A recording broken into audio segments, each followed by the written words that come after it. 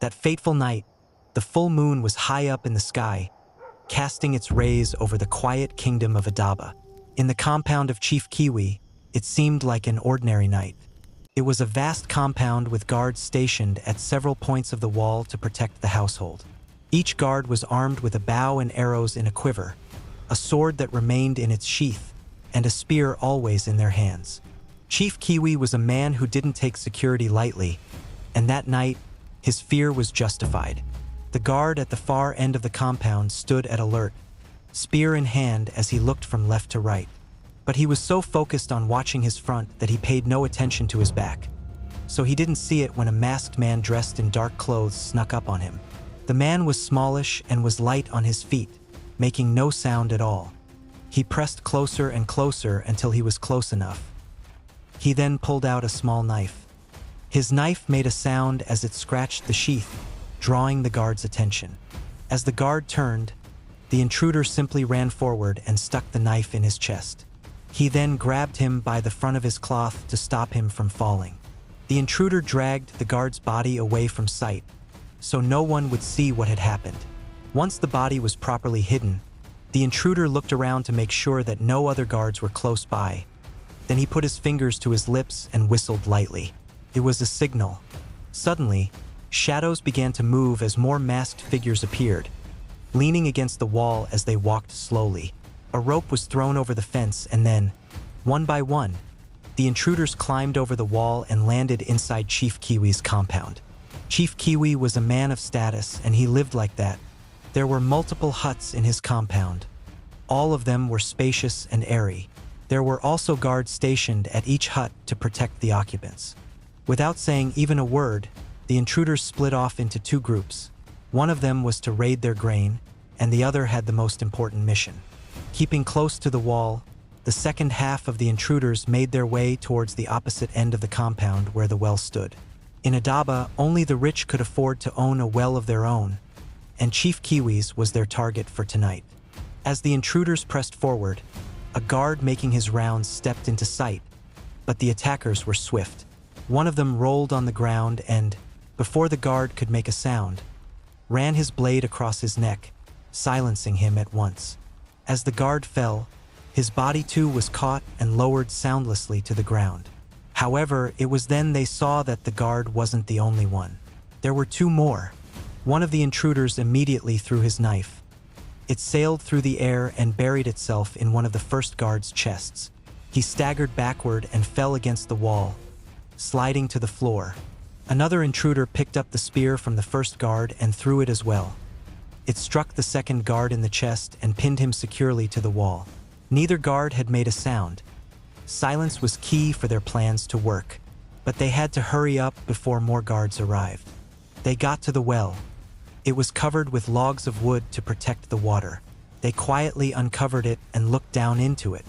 With the light from the moon, they could see the sparkling water. Then, their leader took out a small lionskin bag, and inside was a container made from the horn of a cow. He opened it and held it over the well, ready to pour its contents into the sparkling water. But as he held it, he paused and looked at the others. Something was wrong. He then looked down at his arm. His eyes widened in shock as he saw a spider crawling down his arm towards his elbow. He recognized the insect at once. It was the Nakuru, one of the most ancient and deadly spiders in Adaba. A bite from one was enough to kill a grown man. He was about to scream when he remembered that he was on a mission and couldn't make a sound. He then shook his arm, trying to shake the insect off, but it clung fast to his arm, walking purposefully across his flesh as it closed in on his wrist. He was breathing quickly as he tried to shake it off while also trying hard not to make a sound. He then shook his arm so hard and struck the container in the other hand, causing it to fly out of his grip. The container flew into the air and fell on the ground, breaking upon impact. A thick liquid pooled on the ground immediately. Just then, the spider bit into his wrist. The leader screamed out loud in pain, no longer caring about being quiet. He slapped the spider off his wrist. It was burning fiercely. The spot that was bitten began to swell up, and pus was coming out. But the leader didn't care about that. He was clutching his throat as he fell to his knees, Foam gathered at his mouth. Within seconds, he was dead. The other intruders looked down at their leader, confused. Then, they abandoned their mission and turned, ready to run for their lives. But they froze as they saw something impossible. Swarms of Nakuru spiders were coming towards them, crawling in their hundreds across the ground as they closed in on the intruders. They began to run in the opposite direction, deeper into the compound. But the spiders were too quick. They caught up easily and began stinging them, one after the other. Some got as many as a dozen bites, killing them instantly. Halfway across the compound, the other half of the intruders who had gone for the grains were also screaming in pain as they were being bitten by the spiders. Swarms of them filled up Chief Kiwi's compound.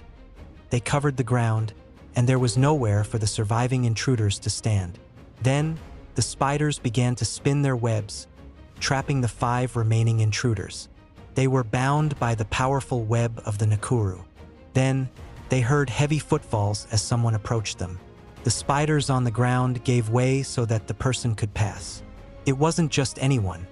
His name was Dabby, and the Nakuru obeyed his will. He stopped before the intruders and told them that he had spared them for a reason, and if they wanted to live, they would provide him with the information that he needed. The intruders stared at him in horror. They all recognized him. Everyone in Adaba knew who Dabby was, but none of them would have ever guessed that he could control the Nakuru because just 6 months ago, he was a normal man like the rest of them. 6 months ago, he was a desperate man. Life had been normal for Dabby. He was a traditionalist who specialized in picking out the rarest herbs from the deepest parts of the forest, regardless of how dangerous it was. His wife, Faye, disliked this and urged him to find another line of work, but he refused.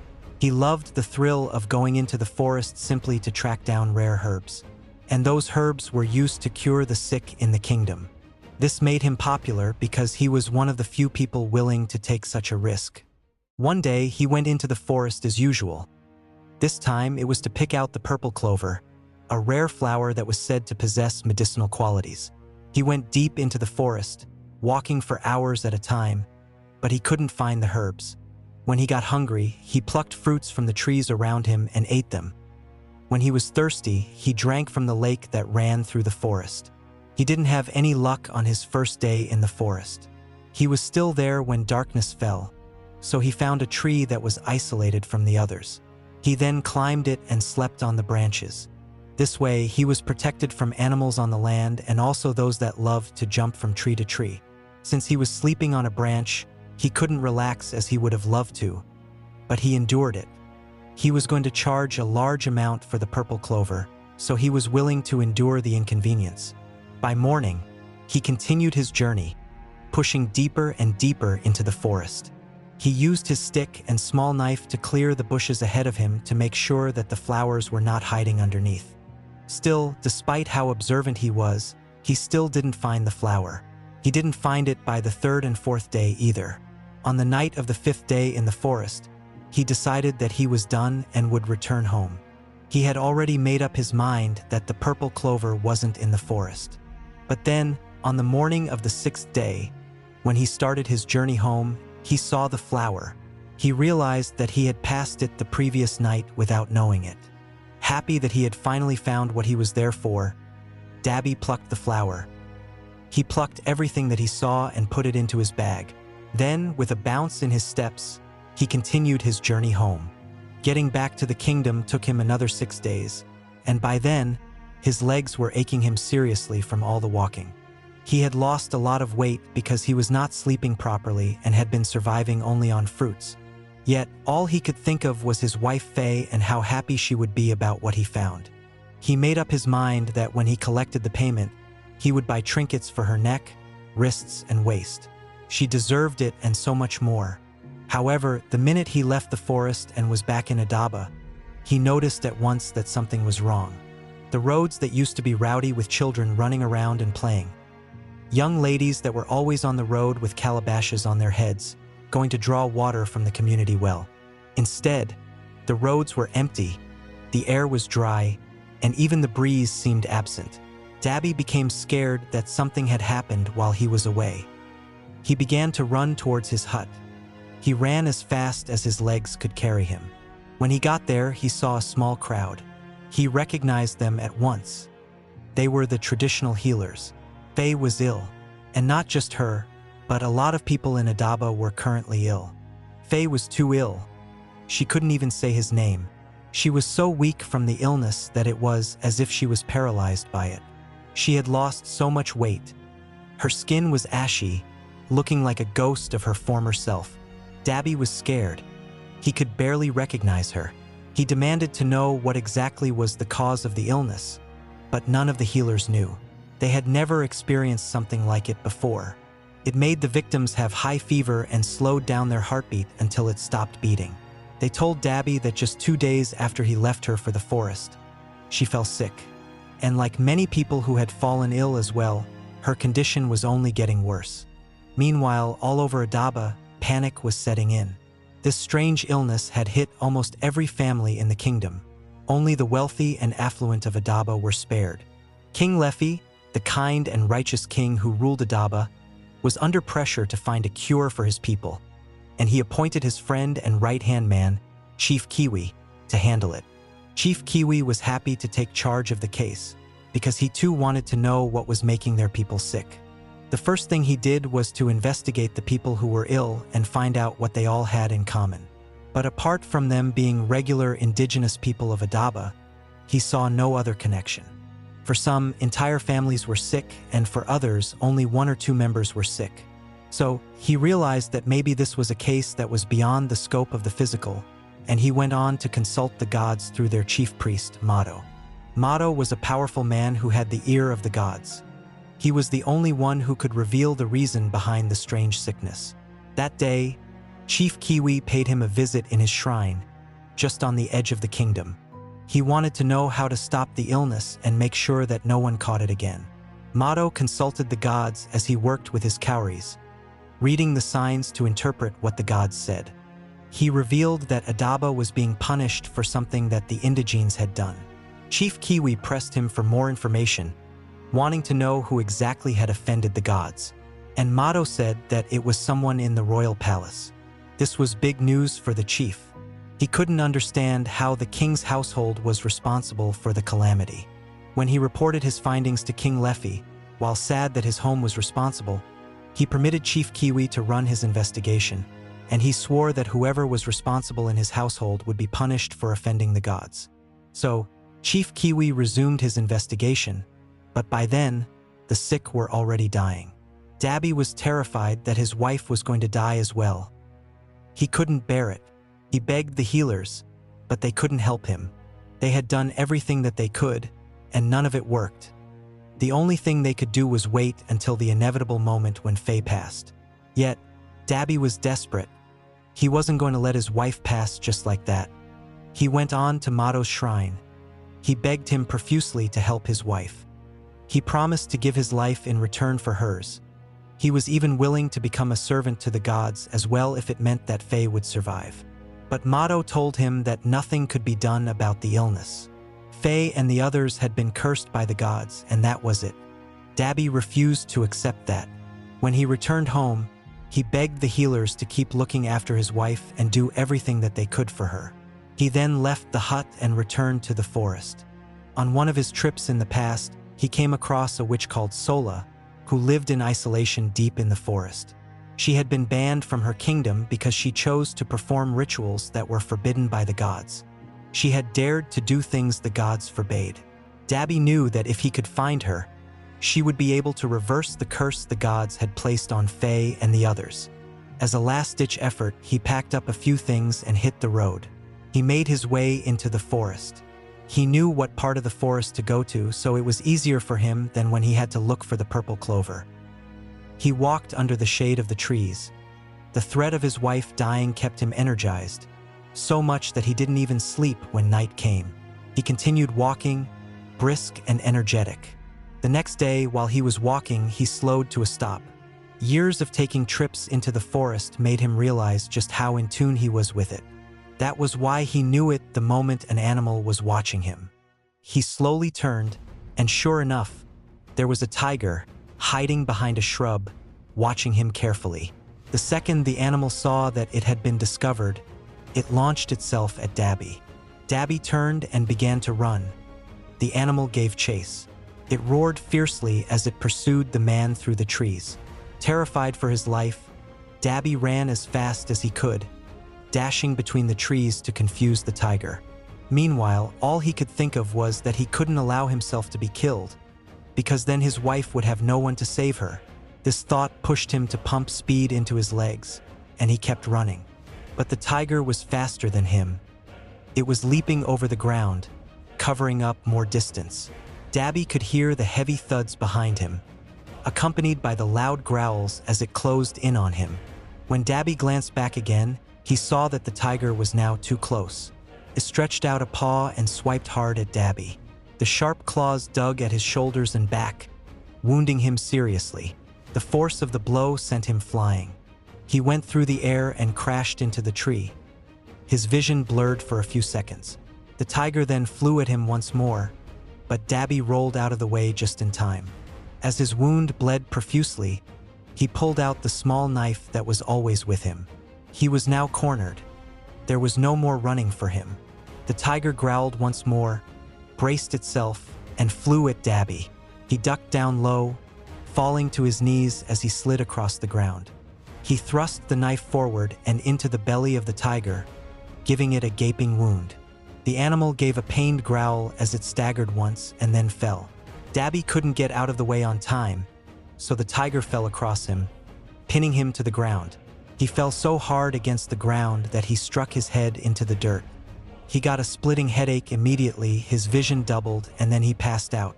When he woke up, Dabby found himself inside a hut.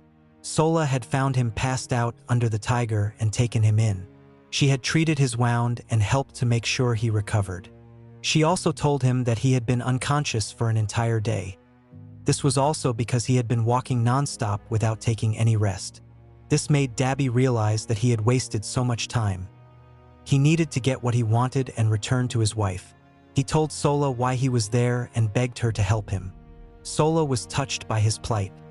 She knew that the gods could be ruthless when they wished it, and the people were punished for it. She told him that she couldn't perform the ritual herself because she didn't want to get involved, but she was going to tell him everything he needed and what he had to do. The most important thing he needed was the Nakuru spider. It was one of the rarest and most ancient breeds of spiders, but thankfully, they were in the forest where the spiders were already plenty. She also told him to pick out some herbs that would be helpful for the ritual. Dabby didn't even bother to wait until he was fully healed. He left the hut to search for the ingredients. He found them easily. Sola then told him that he was going to summon a spirit, and the spirit would then bear the curse that was placed on Adaba by the gods. That way, everyone who was ill would be healed. Dabby was happy about this. He immediately set out to perform the ritual. He gathered the herbs and mashed them all up into a concoction. He drank it, and muttering an incantation provided by Sola, he released the Nakuru to roam free over his body. The spider walked down his arm, and as it did so, it kept biting him over and over again, pushing its venom into Dabby's bloodstream. This made him dizzy. His throat tightened as the toxic venom began to work, and it was blocking his airflow. His mouth began to foam as he fell to the ground, shaking terribly. Around him, strong winds began to blow terribly. He closed his eyes as he felt the spirit pass over him. Then the wind left with the spirit, and just like that, Dabby was fine. He sat up from the floor, feeling healthier than ever. Sola told him that he had successfully summoned the spirit. It was now on its way to Adaba, and by the time he returned home, he would meet nothing but joyful people. Dabby was so happy. He was excited that his wife was going to be all right. She wasn't going to die after all. He left Sola's hut soon after. He couldn't wait to get back home to his wife. It took him another 2 days to return to Adaba, but when he got there, he was met with the same atmosphere as when he left. The place was still desolate and felt empty. Terrified, he ran to his hut, but this time there was no crowd there. His house looked abandoned. He couldn't even see his wife. He felt his heart skip a beat as hope swelled inside him. Maybe the ritual worked, and Faye had stepped out to run an errand. He left the hut at once and ran to the house of the traditional healer, and that was where he heard the heartbreaking news. Faye had succumbed to her illnesses. It had happened just the previous night. Dabby was shocked. He couldn't understand why the ritual didn't work. She had died after the ritual was done, not before. Sola had assured him that it worked. Why then did his wife die? But even worse, people were still dying in their numbers. Even that morning, another 4 people had lost their lives to the illness. This was painful to Dabby. Everything he had done to save his wife had failed. Even worse, in his desperation to save her, she spent her final moments all alone. For the next couple of weeks, Dabby became a shadow of himself. The only day he left the hut was when he went to bury Faye, and after that, he simply stayed indoors. He refused to eat when friends came around. He didn't even bother to entertain them when they came to console him. Dabby felt responsible for everything. If he had stopped going to the forest as she wanted, he might have been there when her illness started. In his mind, he believed that everything happened simply because of him. And during his period of mourning, his hut slowly turned decrepit. Dust gathered around his compound, and there were spiders all over the place, spinning webs on the thatched roofs and over the doors sealing him in. But he was so consumed by his grief that he didn't notice this. Meanwhile, things were getting worse for the people of Adaba. Chief Kiwi was yet to find out the real cause of the strange illness that had now claimed the lives of dozens of people. The people were calling him incapable of solving the case. And even worse, King Lefi had it worse. They blamed him for their suffering, and many of them were calling for him to be impeached. But Chief Kiwi was adamant. He was sure that with time he would solve the case. He had noted that only the initial people who fell ill had been the ones. No one else had fallen ill afterward, and even better, the illness wasn't contagious, which was why the sick people didn't transfer it to their family members. He then realized that the only way multiple people from the same family could have contracted the illness at the same time was because they were exposed to what caused the illness at the same time. Chief Kiwi then decided to change his tactic. He started looking into the families with sick people, including Dabby and his late wife, Faye. However, the chief priest, Mado, was against the idea. He warned Chief Kiwi not to interfere with the punishment of the gods, or he would be punished as well. According to him, there was no logical pattern to the curse, and it could strike down anyone the gods wanted. The point was to teach King Lefi and the royal family a valuable lesson. All this while, Dabby remained in his hut. He was trying to sleep, but he could barely do that. Every time he closed his eyes, he could hear the footsteps of people who were far away. He could also hear what people were saying in the other huts. Kept him awake. He knew at once that it was a leftover effect from the ritual that he had performed. But thinking of the ritual reminded him of how it failed. He believed that Sola had lied to him. He decided to go see her so that she would explain to him how her great plan had failed so miserably. When he finally got up from bed, Dabby realized that his hut was surrounded by dozens of Nakuru spiders. They were on the walls, windows, and their webs were everywhere. But the second he noticed them, they all ran away to safety, disappearing from view. And with them went the cobwebs. He stared after them, confused and scared. The Nakuru were ancient and rare spiders only found in the forest. He couldn't understand how so many of them ended up in his hut. He didn't let that stop him, though. He got ready and quickly left the house, ready to talk to Sola. When he got there and told her everything, she was shocked that the ritual didn't work. She told him that she was certain he had summoned the spirit and it went to Adaba to take on the curse. But something must have happened midway, and the ritual didn't work. Sola immediately took out her divination board. She used her cowries to consult the gods, wanting to know what exactly had happened on that fateful day. Her divination took 4 hours, and by the time she was done, she had her answer. The spirits had nothing to say about the cause of the illness, because the people of Adaba were, in fact, not cursed. At first, Dabby thought he didn't hear her correctly, but she restated the fact. The gods had nothing to do with the illness that had taken Faye's life. In that moment, Dabby realized that he had made a big mistake. He had tried to use supernatural means to solve a case that wasn't supernatural. The reason it didn't work was that there was no curse for the spirit to take on. Sola told him that since the spirit didn't take on the curse, it needed to do something else so that it could be useful. And what it did was to attach itself to the person who performed the ritual, Dabby. Dabby was now possessed by the spirit he had summoned. He realized then how things had been different for him since he performed the ritual. Sola explained to him that the ritual had worked in a different way for him. It had connected him to the Nakuru spiders, and now they were enslaved to his will. This was why they had easily backed away when he woke up back at the hut. Not just that, he could also see through their eyes and hear everything that they heard. As long as there was a Nakuru spider somewhere, no matter how far away it was, he could see through its eyes. Dabby was shocked at this revelation, and Sola warned him that he couldn't leave just yet. He needed to master the spiders so that he didn't mistakenly set them on someone. Sola was happy to teach him because she also felt partly responsible for him getting possessed by the spirit. While she taught him how to control himself, Dabby was thinking hard. Finding out about the illness had remained on his mind for a long time.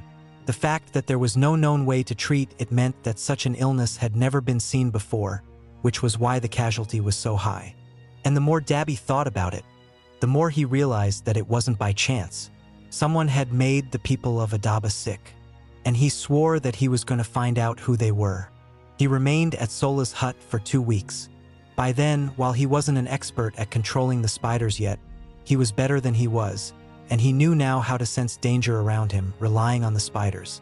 When he walked through the forests, he could see the spiders following him. They were on the trees, spinning webs as they kept close to him. Thanks to them being spread out, he knew just where to turn to avoid wild animals, which he was wary of. When he finally returned to Adaba, the kingdom was no better. As a matter of fact, it was even worse. Massive protests had broken out all over the kingdom.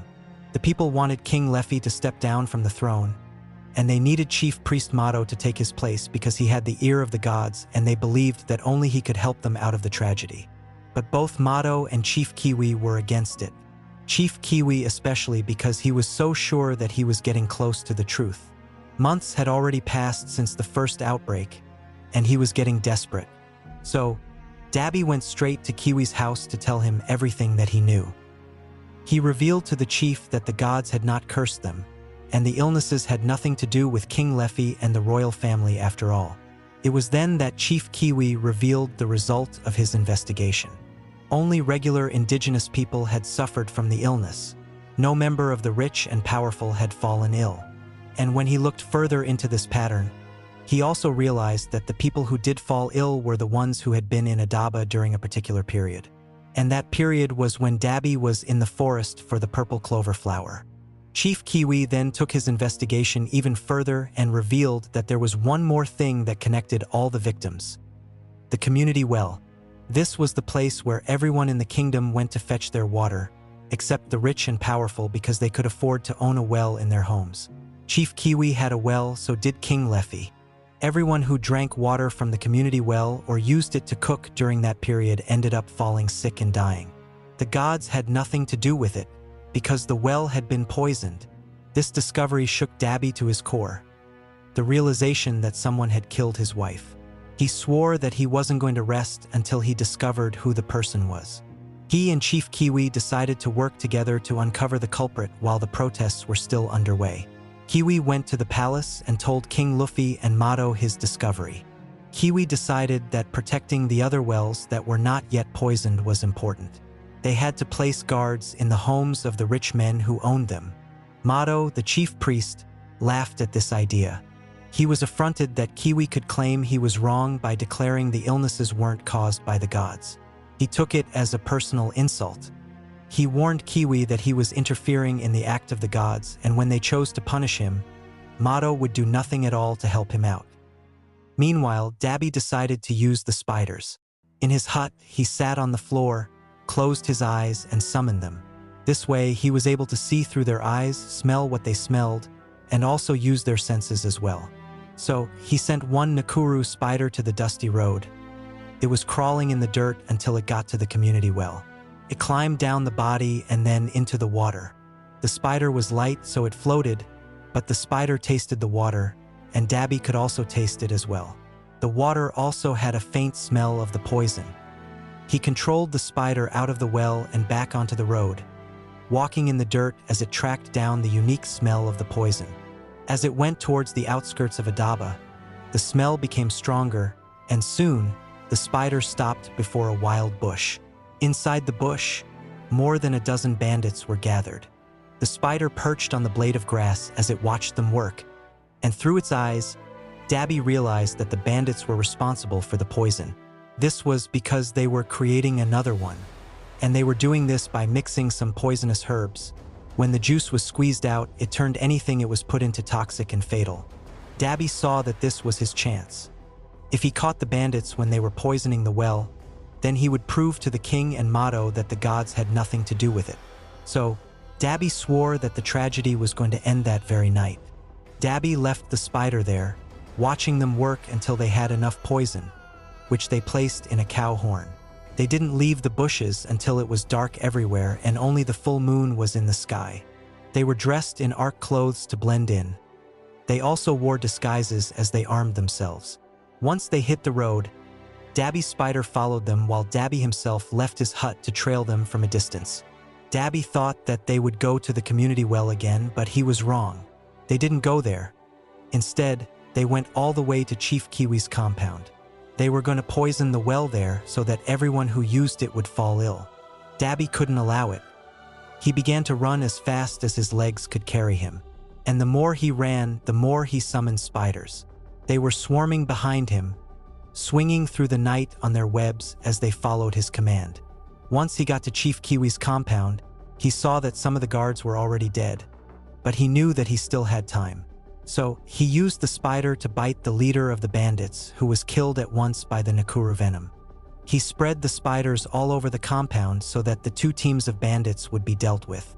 And now, after he had decimated the entire team of bandits, his spiders had used their webs to trap the survivors, holding them hostage.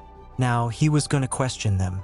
He told them that he had spared them for a reason, and if they wanted to survive, they would give him vital information. Or they would also be bitten by the spiders.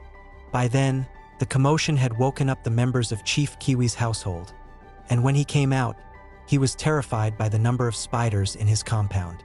All the while they had been working together, he never knew that Dabby could command the spiders. However, Dabby assured him that they wouldn't hurt him. He wanted to question the bandits together with Chief Kiwi. They asked the bandits why they tried to poison Kiwi's well, and they confessed that they were only following orders that they had been given. The same person had also ordered them to poison the community well. When Dabby asked who gave the order, the bandit hesitated. At once, a spider bit him on the neck. His mouth foamed immediately, and he fell to the ground, unable to stand up again. Dabby was angry and ready to get rid of them because they were the ones who had poisoned his wife. He warned the others that if they failed to speak, they would also be bitten by the spiders. At once, they began to confess hurriedly, and they all said the same name. The man who had ordered them to poison the wells was the chief priest himself. Mato. Chief Kiwi was shocked by this revelation. It didn't make any sense that the man was behind this targeted attack. This was because Mato himself had been just as invested in solving the issue. But the more he thought about it, the more Kiwi realized that Mato had been playing him and King Lefi for a fool. Mato poisoned the wells and told them it was a curse by the gods, and this had caused them to look for solutions in places they never should have gone. This was the reason he always got angry when Kiwi made progress in the investigation. He didn't want his plan to be discovered, so he was ready for more people to die than give up on his plan. It was also clear now that he was behind the protests. Just then, Kiwi remembered that the people who were protesting were calling for King Lefi to step down from the throne so that Mato could take over. It made sense now. He was the mastermind behind it all. The guards were ordered to detain the surviving bandits, and then Chief Kiwi and Dabby left the compound to go to the palace and warn the king. It was past midnight. The moon was still high up in the sky so they could see clearly, but they had to get the information to the king quickly so a decision would be made by morning. As they walked hurriedly, Dabby wasn't at peace. He knew that Mato wanted to become king by forcing Lefi to step down, But since Leffy was refusing to step down because he believed that Kiwi would solve the case, he remained a threat to Mato's ambitions. And this meant that King Leffy's life was at stake. Immediately, while they were still far from the palace, Dabby sent a spider ahead of them so that he would be able to see what was happening in the palace. The spider swung on its web, leaving its master behind. When it got to the palace, it saw that the place was quiet and calm. Nothing was wrong. Dabby sighed with relief. Nothing had happened to the king. However, as the spider walked further down a wall, it saw masked figures approaching the palace. Just like at Chief Kiwi's compound, the bandits attacked the guards. They crept until they were close enough.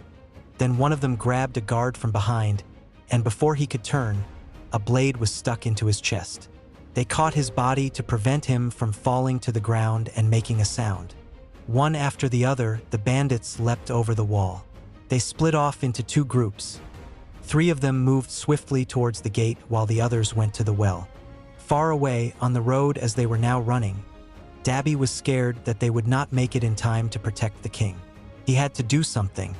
Through the spider, he watched as the 3 bandits crept along the wall, keeping to the shadows as they closed in on the gate.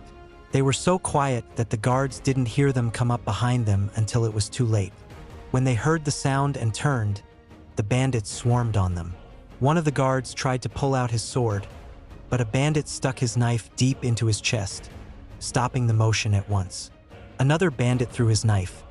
It sailed through the air and buried itself into a guard's neck, causing him to fall to the floor. The sound of his fall alerted the last guard, who turned to investigate, but too late. The bandit stuck a knife in his stomach as well.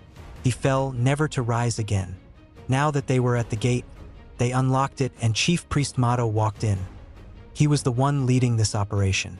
Things were getting worse, and Dabby could see that if they didn't get there on time, Mato would succeed. He decided to take matters into his hands. At once, with his mind in control, the spider leapt off the wall with its web, swung through the air, and landed on one of the bandits' heads. It was so light that the man didn't even feel it. The spider then crawled through the bandit's hair until it saw naked skin. Then it bit hard into it, sending toxic venom into the man's body. As the bandit jerked and fell to the ground, the spider leapt onto the next one. It landed on his arm. This was in the open, so it was easily seen by the bandit. The man raised his hand and was about to smack it when the spider bit him on the arm and leapt away onto the third one. This time, it landed on the last bandit's back, crawled around his body until it got to his belly where it saw open flesh and bit in. Just as the spider venom began to work, the spider turned its sight on the final person at the gate, Mato. The Nakuru spider shot off another web. It swung through the air towards the chief priest, but he saw it and, with an angry cry, smacked the spider against the wall, killing it instantly. Killing the spider sent a sharp pain through Dabby's head. This was the first time a spider was killed while he was connected to it, and it was painful. He had lost the spider, so he could no longer see what was happening at the palace, so he continued running. Thankfully, they were already so much closer to the place. Meanwhile, back at the palace, Mato looked at his dead bandits and also the dead spider. He shook his head. He couldn't understand how such a rare and ancient spider was in the palace and had taken out 3 of his men. But that wasn't going to stop him from going on with his plan. Nothing could change what was going to happen. So, leaving the bodies behind, he began to make his way towards the palace well where the other bandits were waiting for him. When he got to the well, the bandits were gathered around it. One of them had a container, also made out of a cow's horn, and it had the poison as well, and Mato wanted to be the one to pour the poison into the well. He took the horn from the bandit and opened the cover. Then he was about to pour it into the well when he heard a sharp scream. He turned and saw one of his bandits foaming at the mouth. Then, without another sound, the man fell to the ground, dead. Shocked, Mato looked around, wondering what had caused his death. And in horror, he saw that they were now surrounded by Nakuru spiders. Hundreds of them. They were everywhere. On the walls, on the floor, swinging through the air. They were a swarm, and now they were taking down the bandits. The spiders were biting them fiercely, and the effect was instant. They were dropping right where they stood. Calmly walking behind the swarm were Dabby and Kiwi. All around him, Mato watched as a spider bit a bandit on the neck. Another bandit fell when he was bitten on his arm. Another one took off his shoe as he was bitten on his feet, but he fell before he could completely take the shoe off. Right before his eyes, every single bandit fell to their gruesome end. None of them had even the time to raise a sword or their knives. They were powerless against the bite and speed of the Nakuru. Dabby then sent spiders to climb over Mato's body as well. At once, the chief priest fell to his knees and began to beg. He didn't want to be bitten. By then, the commotion had drawn the attention of King Leffy and the royal household. So Dabby ordered Mato to go into the throne room where the king was waiting for them. Once they got there, they ordered him to confess, and he did. Mato admitted that he was the one responsible for the poisoning. He said that he wanted real power and he was tired of only doing what the gods wanted. The only way he could get the power was if the people of Adaba could be turned against him, which was what he had planned to happen with the poison. He had been careful to use an unknown poison because that way he could pass it off as a curse from the gods. He also admitted to being responsible for the protests. It was only to pressure Leffy to give up the throne. Dabby asked him why he tried to poison the well at Kiwi's compound, and he confessed that Kiwi was getting too close to the truth. By revealing that it wasn't a curse and realizing that there was a pattern to everyone falling sick, Mato knew that it was only a matter of time before Kiwi figured out everything.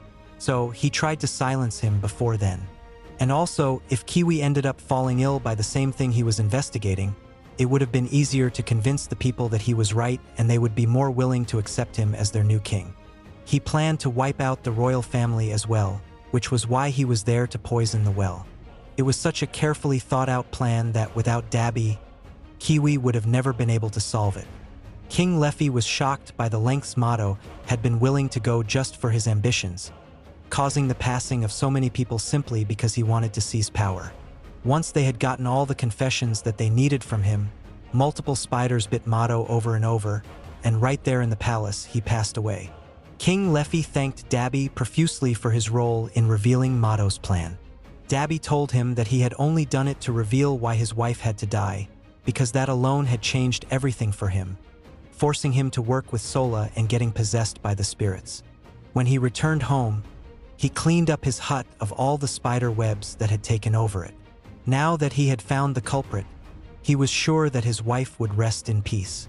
And to honor her wish before she passed, he decided to stop going into the forest to look for rare herbs. Instead, he stayed in Adaba with spiders all over the kingdom, keeping watch over everything so that he would step in if he had to. And soon, his name became a cautionary tale. Criminals and thieves were told to be on the lookout for the Nakuru spider, because once they saw it, Dabby was always close by. Today, the world knows Spider-Man as one of the most beloved heroes ever created. A man bonded to the power of the spider, who senses danger before it strikes, who moves unseen, who protects his people from the shadows and asks for nothing in return. The world calls it fiction, but long before that story was ever drawn on a page, Africa already knew the truth of it. The idea of a man bound to the spider, who could see through their eyes, sense every danger they sensed, and command them by the thousands, is older than any comic book. It lived in the oldest legends of the continent, in the tales of those who touched forces they did not understand, and were changed by them forever. Dabby was one of those legends, an ordinary man who wanted nothing more than to save the woman he loved. He was no warrior, no chief, no chosen one. He was a simple gatherer of herbs who walked into the deep forest in desperation, and came back bonded to the deadly Nakuru spiders, able to summon them from any darkness, see through their eyes across any distance, and sense danger long before it arrived. But his story was never about the spiders. It was about a grief so deep it drove him to the edge of the world, and what he chose to do with the power he found there. He could have used it for himself. He could have taken his revenge and disappeared. Instead, when he discovered that his wife and dozens of others had not been cursed by any god, but poisoned by a man hungry for a throne, he used his gift to drag the truth into the light and save a kingdom that never knew it was being deceived. He wore no red and blue mask. He climbed no towers in a glittering city. He was an African man who lost everything, gained a power he never asked for, and turned his grief into a quiet vigil over his people. The spiders in every shadow watching so that no one would ever be harmed the way his wife was harmed. The spider's hero was never simply the invention of a comic book studio. The blueprint was drawn in the ancient forests of Africa, in the legends of those who were bound to the spider and used that bond to protect the innocent. Dabby's story was almost lost to time, buried beneath the same silence that once tried to bury the truth of what killed his wife. But some legends refused to stay in the dark. This was his. And now you know where the legend of the spider's guardian truly began.